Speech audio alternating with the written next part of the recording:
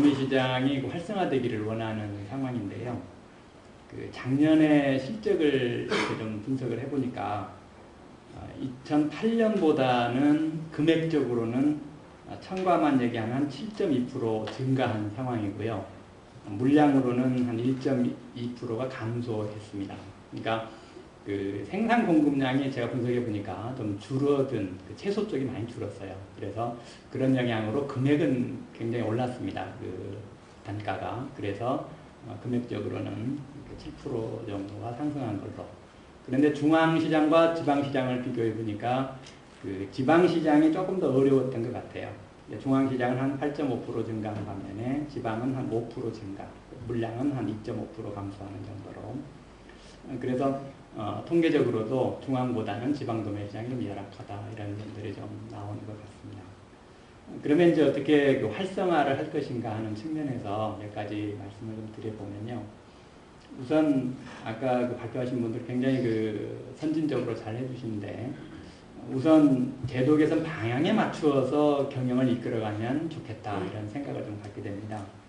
아까 전자거래 얘기를 서울청과에서 해주셨는데, 전자거래 실적을 전부 받아보니까 2008년도에 처음 시작해서 그때는 미미했습니다. 한 55억 원 정도 전국에 한 13개 도매시장에서 했는데, 작년에는 20개 도매시장에서 한 399억 원을 했어요.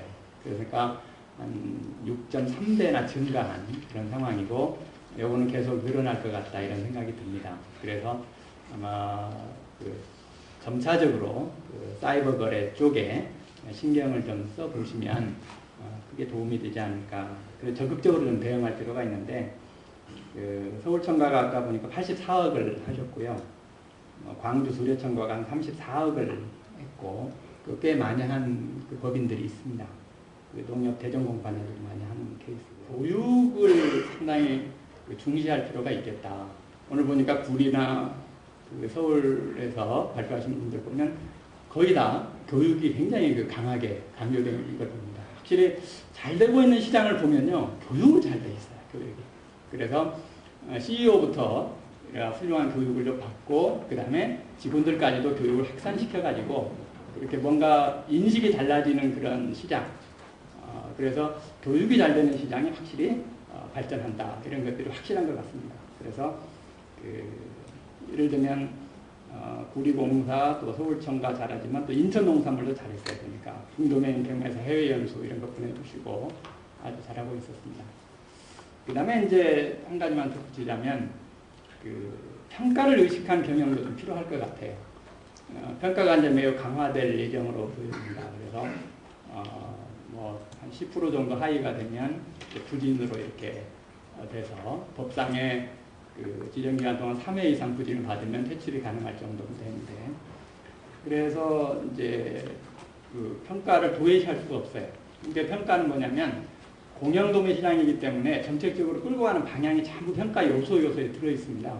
그래서 정책적으로 예를 들면 물류체계를 개선하도록 그런 지표가 들어가 있고, 또 규모화를 유도하게 그런 지표를 들어있고, 해마다 필요한 것들이 좀 늘어나고 줄고 하거든요. 그래서 이제 금년도 경영하시면서 참고할 점들이 이를테면 고객 만족 계고라든가 또 윤리 경영 이런 게 처음으로 들어가요.